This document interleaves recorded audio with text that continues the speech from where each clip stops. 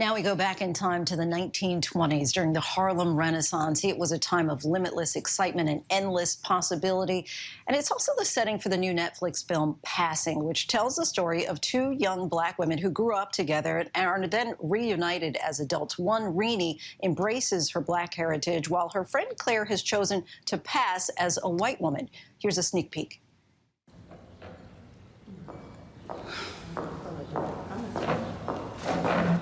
Pardon me, I don't mean to stare, but I think I know you.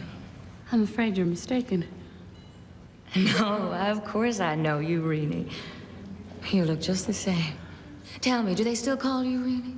Yes, so no one's called me that for a long time. Don't you know me? Not really, Renee? I'm afraid I can't seem to place. Claire? Mm-hmm. That's right. The laugh gives it away there. Joining us now is actress Rebecca Hall, who's making her directorial debut with the movie Passing. Welcome to the show. Thank you for having me. Excited to talk to you about this really provocative, complex conversation here. You have a personal connection here. Give us a sense why you were drawn to this project in particular. Well, I read the book about 13 years ago, and it was definitely a point in my life when I was exploring, questioning my family's racial heritage.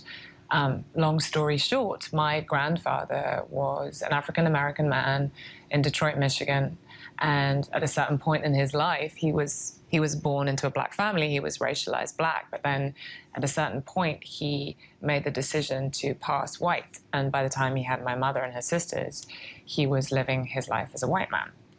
And the inheritance of that and the legacy of that is something, the repercussions of that choice, I feel. And my mother feels, and it's something that has definitely reverberated through our family, and what that means for me, what that means for our sense of history, how much history has been erased with that choice.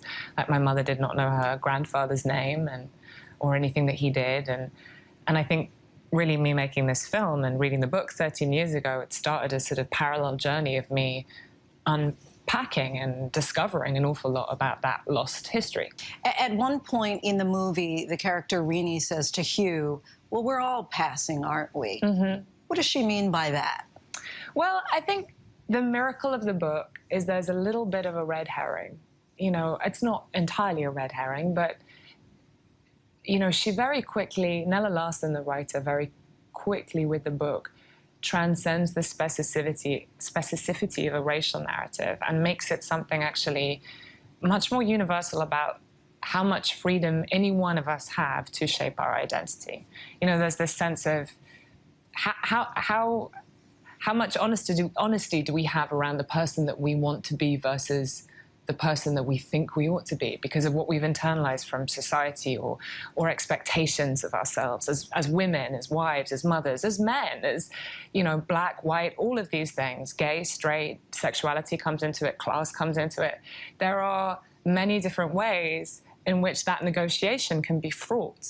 And of course, those degrees of how fraught that negotiation is vary according to whatever systems of oppression you might be operating under. So there's that too, but ultimately, that's really what this is about. There also is this tension between Renee and Claire throughout the movie. Dare I say, a sexual tension. Absolutely, yes. What is the nature of that kind of anxiety that we see through the character of Renee whenever Claire is around? Well, it's complicated. It's a sort of essay on female friendship, the good and the bad, the envy, and the under a patriarchal system. It's also, you know, the thing is, it sort of telegraphs that it's about this one woman who's hiding her racial identity. But the big turn of the story is that it's actually about the other woman who's not hiding her racial identity, but is arguably hiding everything else about herself. And I suppose the idea is if something is buried, if a sort of sense of someone's true self is buried, and you don't really know who you are. She doesn't. Irene doesn't. And Claire comes into her life, who, yes, she has this mask. She's pretending to be someone else, but under that mask, she actually has a sort of freedom. She has a very free relationship to her desire. She knows what she wants, and she'll do anything to get it. And that is a very provocative force in this world where everyone is very preoccupied with doing the right thing. I am being the right kind of mother, the right kind of wife, the right kind of member of the Black community, the right kind of this, the right kind of that. And suddenly you get this bomb that comes in and it's like, I don't care about any of that. I'm doing what I want. And I'm happy. And I'm happy. And that makes everyone question who they are and who they want to be. Right, and what they're passing as. Yes.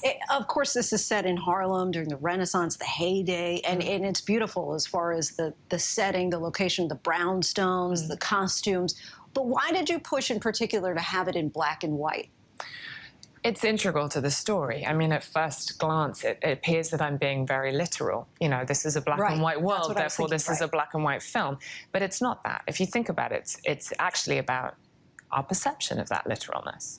Because, let's be honest, black and white film isn't black and white like we like to call it. It's 1,000 shades of grey, just like the story. So that's kind of the joke. That's so good. That's so rich. But it's, you know, it's about categories. Nella Larson creates a world full of binaries. You know, man, woman, gay, straight, black, white, they're all there. And the point that she's making is that we all have this this need to stuff ourselves into containers and label ourselves. But the more rigid those containers are, the more likely we are to spill out the sides. So with that in mind, I'm also creating a sort of parallel metaphor of categories. You know, the film is in black and white, but it's great. Now that you have really examined all the different layers and complexities of race and identity, how do you reconcile it yourself, personally, your identity? Well, you know, I suppose that's the journey that I have been on has been in part a way of finding some pride and some true compassion towards my heritage, and that I think is not allowed when there's so much secrecy around it. A history has been erased, and I've recovered that history. I now know about my great-grandfather, my great-great-grandfather. I know their stories, and that is meaningful and poignant. I did that for my mother. I did that for me. I mean, I will always look how I look. I go through the world presenting how I present, and I cannot change that, but I can choose to honor my heritage and stand up and say it loud when it has been, before this, not loudly declared. Rebecca Hall, I could continue talking to you all night. It's really a fascinating topic. It's a fascinating movie. All the best to you with it passing, and we thank you so much for your time and coming by. Thank you. Hi everyone, George Stephanopoulos here. Thanks for checking out the ABC News YouTube channel. If you'd like to get more videos, show highlights, and watch live event coverage, click on the right over here to subscribe to our channel, and don't forget to download the ABC News app for breaking news alerts. Thanks for watching.